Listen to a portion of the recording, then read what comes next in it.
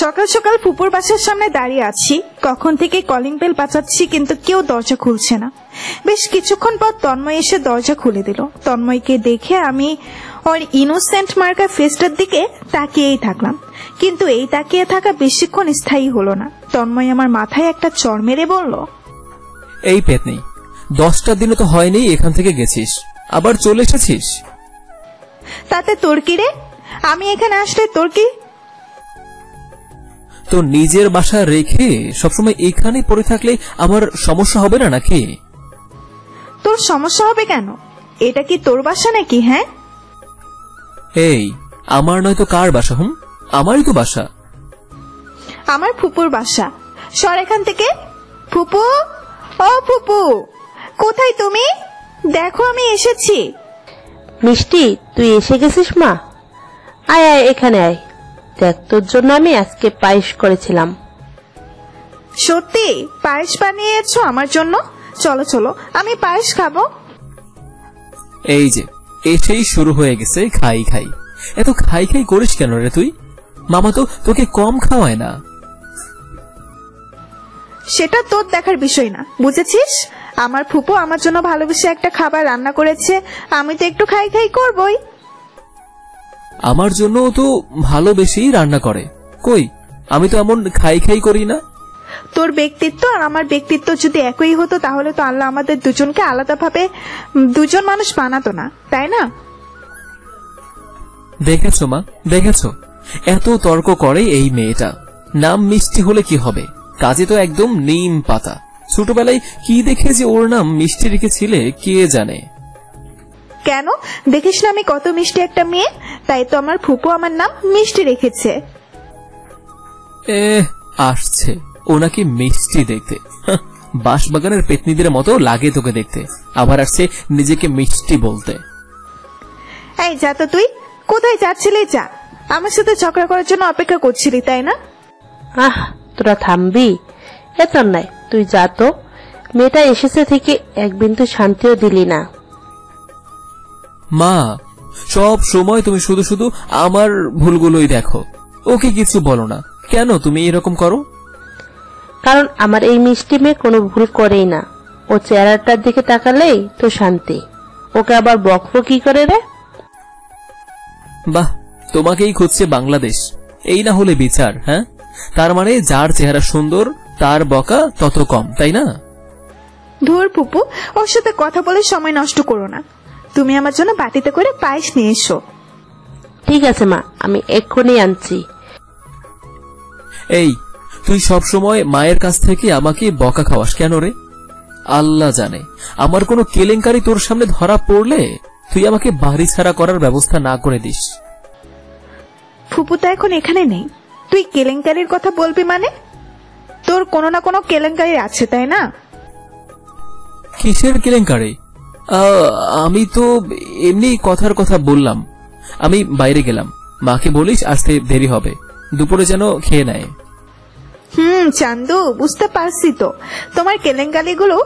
একবার খালি ধরতে দাও, তারপর বুঝাবো তোমাকে আমি। তন্ময় আমার কথায় ঢোক গিলে বাসা থেকে বের হয়ে গেল। আমি মিষ্টি, এটা আমার ফুপুর বাসা, আর তন্ময় আমার ফুফাতো ভাই। ছেলেটাকে আমার অনেক পছন্দ। এই খাটাস তো আমাকে দেখতেই পারে না। আমাদের বাসা কাছাকাছি হওয়াতে আমি কিছুদিন পরপরই চলে আসি ফুপুর বাড়ি। তন্ময়ের সাথে আমার খুনসুটিপূর্ণ সম্পর্ক, কিন্তু কিসের কেলেঙ্কারির কথা বললো তা নিয়ে একটু রিসার্চ করতে হবে। আমি এসব ভাবছিলাম তখনই ফুপু পায়েসের বাটি নিয়ে আসলো। আমি ফুপুর সাথে বসে পায়েসটুকু খেয়ে নিলাম। তারপর ফুপু গেল রান্নাঘরে, আর আমি গেলাম তন্ময়ের ঘরে। গিয়ে একটু ঘাটাঘাটি করে একটা গিফট বক্স পেলাম। তারপর গিফটের পাশে ড্রয়ারটা খুললাম।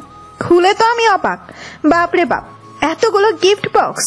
তারপর আস্তে আস্তে সবগুলো গিফট বক্স খুলে দেখলাম এক এক মেয়ে দিয়েছে। একটার নাম রিয়া তো আরেকটার নাম টিয়া। আবার কতগুলো লাভ কার্ডও আছে। আমি গিফট বক্স আর কার্ডগুলো নিয়ে আমি যে ঘরে থাকবো সেই ঘরে গেলাম। দুপুরে ফুপু খেয়ে ঘুমাতে গেল। আমি তন্ময়ের জন্য অপেক্ষা করতে লাগলাম। 2:30 দিকে তন্ময় আসলো। আমি গিয়ে দরজা খুলে দিলাম। তারপর তন্ময় গোসল করে খেতে আসলো, আর আমি ওকে খেতে দিলাম। আমিও খেতে বসলাম। খাওয়ার সময় আমি তন্ময়কে বললাম, তন্ময়, আমি না তোর ঘরে গেছিলাম? এটা মনে হয় আজকে নতুন, আগে মনে হয় যাসনি। না সেটা না, আগেও গেছি, কিন্তু আজকে না একটা জিনিস পেয়েছি তোর ঘরে। কি পেয়েছিস? তেমন কিছু না, এই ধর কয়েকটা কার্ড আর কয়েকটা গিফট বক্স। কি কয়েকটা মানে? তন্ময় দ্রুত খাবার রেখে উঠে দৌড় দিল নিজের ঘরের দিকে। ঘরে গিয়ে সেই ড্রয়ারগুলো চেক করতে লাগলো। এখন খুঁজে কি আর লাভ আছে নাকি? যা ছিল তা তো আমি নিয়েই গেছি। একটু পর তন্ময় ঝুড়ের মতো মুখ করে ঘর থেকে বেরিয়ে এলো। আসতেই আমি বললাম, শুধু শুধু দৌড়ানি করে লাভ নেই, বস এখানে। মিষ্টি, ও মিষ্টি, বল না কোথায় রেখেছিস ওগুলো? ওগুলো এতই দাম চেয়ে ওগুলোর জন্য তুই আমার সাথে এত মিষ্টি করে কথা বলছিস? তুই তো এমনিতেই একটা সুইট মিষ্টি মেয়ে, বল না কোথায় ওগুলো? হো হো, আসলেই নাকি আমি মিষ্টি মেয়ে? কই, আগে তো কখনো তোর মুখে এটা শুনিনি আমি। তুই যা বলবি তাই করব, কিন্তু প্লিজ কোনো গোলমাল পাকাস না। গোলমাল তো অলরেডি পাকিয়ে ফেলেছি রে। যেই মেয়েগুলোর সাথে তুই ডেট করেছিস সবার নাম্বার আমি পেয়ে গেছি, আর সবাইকে মেসেজ করে বলে দিয়েছি যে এই রেস্টুরেন্টে আসতে। মিষ্টি, তোকে যে আমি কি করব? কালকে তুই রেস্টুরেন্টে আমার বর্তমান গার্লফ্রেন্ডের সাথে ডেট আছে, আর তুই আগের সবগুলোকে ওখানে আসতে বলেছিস। ওফস, আমি তো জানতাম না সোনা। চুপ কর, একদম ঢং করবি না বলে দিলাম। আবার ছুড়ে কথা বলছিস? তোর এসব কাণ্ডকীর্তের কথা ফুপুকে বলবো নাকি ফুপাকে জানাবো? না না না মিস্টার, প্লিজ কাউকে জানাস না। কালকে সবকিছু আমি যে কোনো ভাবে ম্যানেজ করে নেব, কিন্তু বাকি আর কিছু করিস না প্লিজ। ওলে ওলে ওলে, ভয় পেয়েছিস তাই না? আমার দুর্দিনে মজা নিচ্ছিস তাই না? একটু মজা তো নেবই। কার্টার গিফট ছাড়া আর কিছু পাসনি তো? আসলে কিছু চিঠি আর ছবিও পেয়েছি, ওগুলো ফুপুকে দেখালেই এনাফ। আল্লাহ, কি ডেঞ্জারাস। না না, ওখানে কত মেয়ের সাথে যে ছবি আছে আমার, মা এগুলো দেখলে আমাকে জুতা পিটা করবে রে। বাবা তো আমাকে লাথি মেরে বাড়ি থেকেই বের করে দেবে। সেটা তো ভালো হবে, আমি বরং গিয়ে বলে দেই। কি করতে হবে সেটা বল এখন আমায়। আমি যা বলবো তুই তাই করবি? করব, বল কি করতে হবে। তাহলে আগে যা, আমার জন্য দই আর রসমালাই নিয়ে আয়, বাকিগুলো আস্তে আস্তে জানতে পারবি। কি একটা ঝামেলায় যে ফেসে গেলাম আমি। তুই যাবি কিনা সেটা বল। যাচ্ছি তো। তারপর তন্ময় হাত ধুয়ে চলে গেল দই আনতে। আমি পাশেই বসে হাসতে লাগলাম। খাওয়া দাওয়ার পর মিষ্টি কিছু খাবার একটার জন্য লিফেলের মজা। বেশ কিছুক্ষণ পর তন্ময় এলো।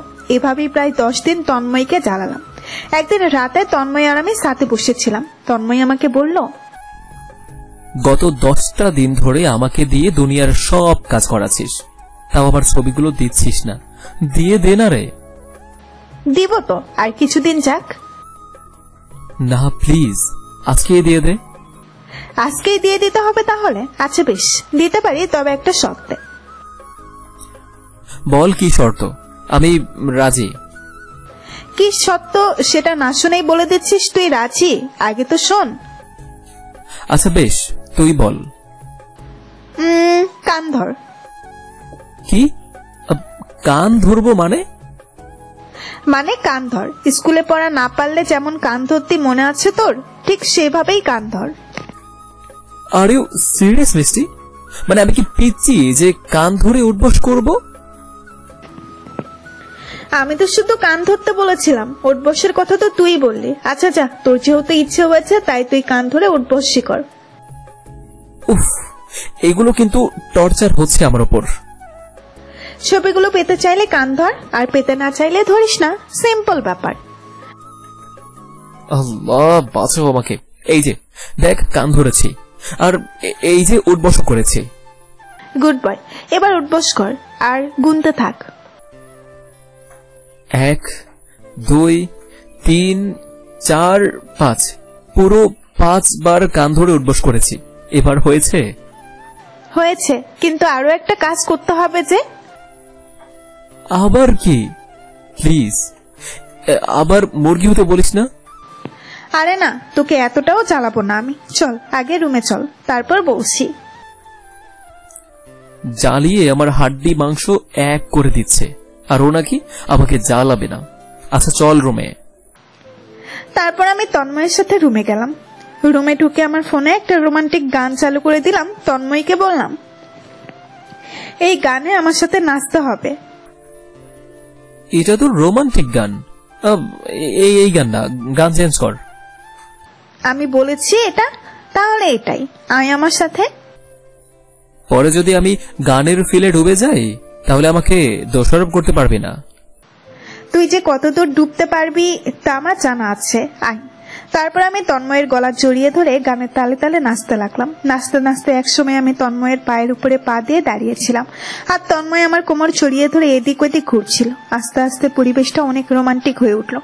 আমি তন্ময়ের অনেক কাছাকাছি চলে গেলাম। তন্ময় আমার চোখে চোখ রেখে আমাকে নিয়ে দাঁড়িয়ে আছে। আস্তে আস্তে তন্ময় আমার ঠোঁটের দিকে এগিয়ে আসছে, আমিও আনমনে তন্ময়ের দিকেই এগুচ্ছি। একসময় হুশ আসতেই আমি তন্ময়ের ঠোঁটে আঙুল দিয়ে আটকে দিলাম। তন্ময় আমার হাতটা সরিয়ে দেওয়ার জন্য হাত উঠালো।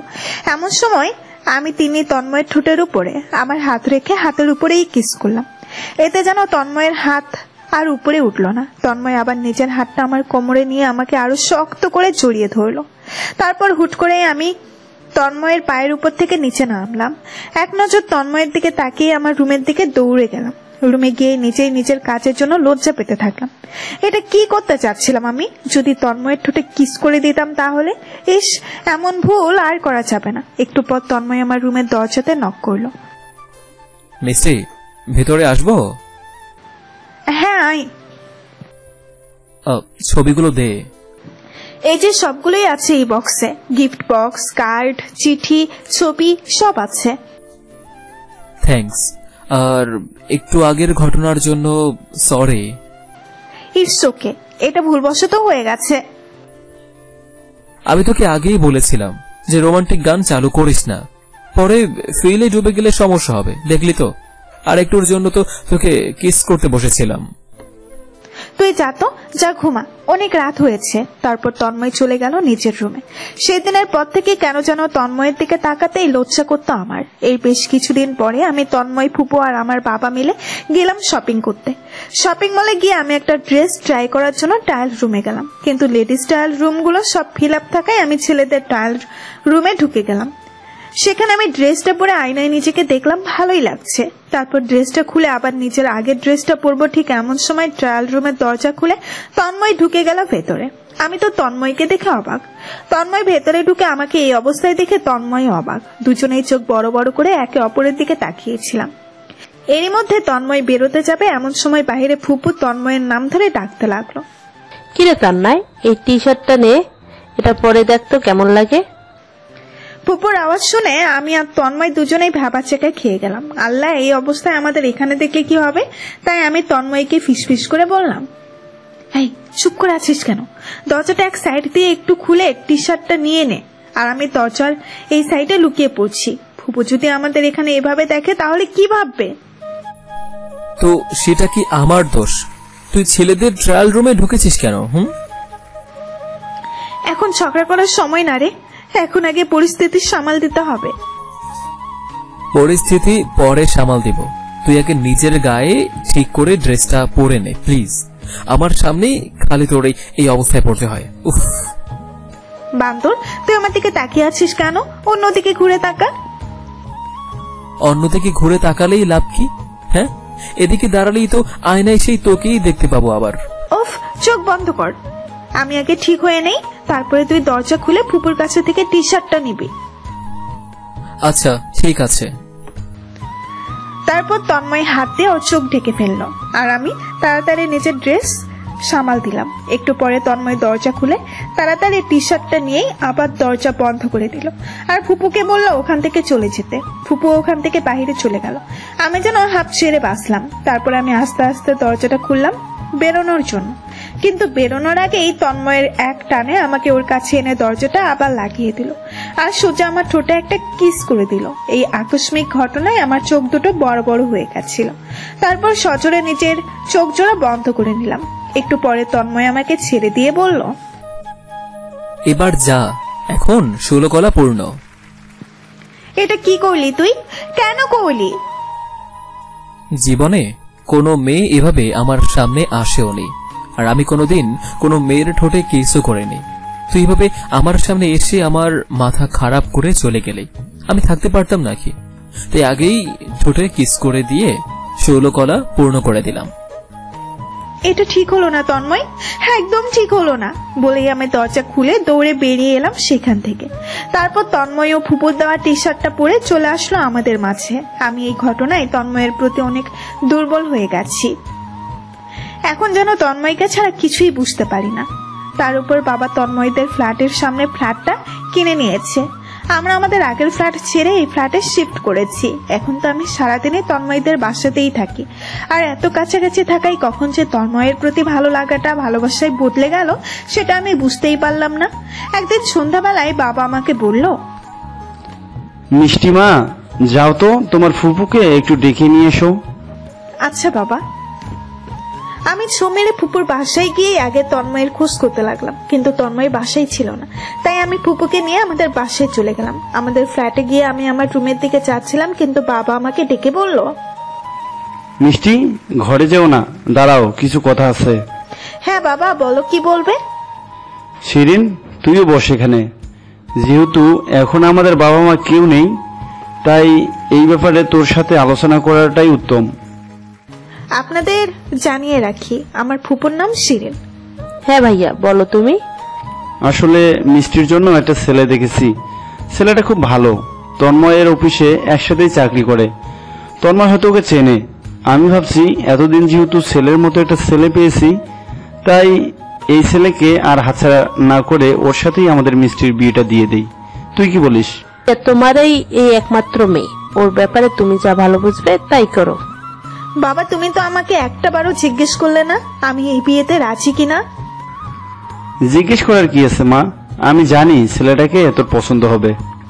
আমি আর কোনো কথা না বলে সেখান থেকে উঠে চলে গেলাম ফুপুর ফ্ল্যাটে। গিয়ে তন্ময়ের রুমে বসেছিলাম। কিছুক্ষণ পরে তন্ময় এলো। এসে আমাকে ওর রুমে বসে থাকতে দেখে হাতের ঘড়ি খুলতে খুলতে বলল, কিরে এই পেতনি, এই সময়ে আমার রুমে কি করিস? বাবা আমার বিয়ে ঠিক করেছে তন্ময়। আমার কথা শুনলে তন্ময় এক মুহূর্তের জন্য একদম থমকে গেল। পর মুহূর্তেই বলল,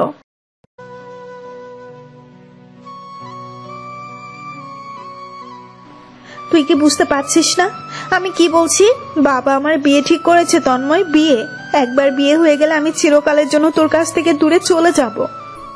তখন তো ভালোই হবে, আমাকে আর কেউ জ্বালাতে পারবে না। তন্ময়, আমি মজা করছি না।